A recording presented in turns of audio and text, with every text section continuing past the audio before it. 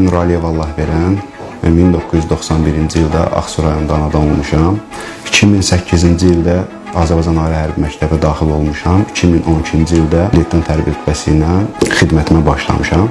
2020-ci ilin sentyabr ayının 27-si başlayan Füzuli istiqamətində döyüşlərə qatıldıq. Həmin sentyabr ayının 27-si Qaraxanbəyli istiqamətində minəyə düşdüm mən.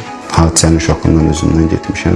Ailəmdə Ağcabədi mərkəzi xəstəxanasındaydım artıq. Orada müalicəm yekunlaşandan sonra Əmək və Əhalinin Sosial Müdafiəsi Nazirliyinin tabeliyində dövlət məşğulluq agentliyi işə qəbul oldum. Belə deyək də, əlillik bir məhdudiyyət deyil də, sadəcə bugünkü günü başıma gələn hər bir iş mənim üçün qəbul bir şeydir. Əlillər üçün yetərincə necə deyək, reabilitasiya, adaptasiya və yaxud da ki, peşə mərkəzləri və yaxud da işlərlə bağlı, sosial işlərlə bağlı mühitlər var. Yəni bu dostlara, yoldaşlara, qazi qardaşlarıma və yaxud da ümumi sərdən əlilliyi olanlara da bildirmək istəyərəm ki, yenə deyirəm, aktiv olsunlar, aktiv həyata qayıtsınlar. Passivləşəndə çox belə deyək də, negativ şeylərlə qarşılaşır. Mən daim aktiv və pozitiv olmağa çalışıram.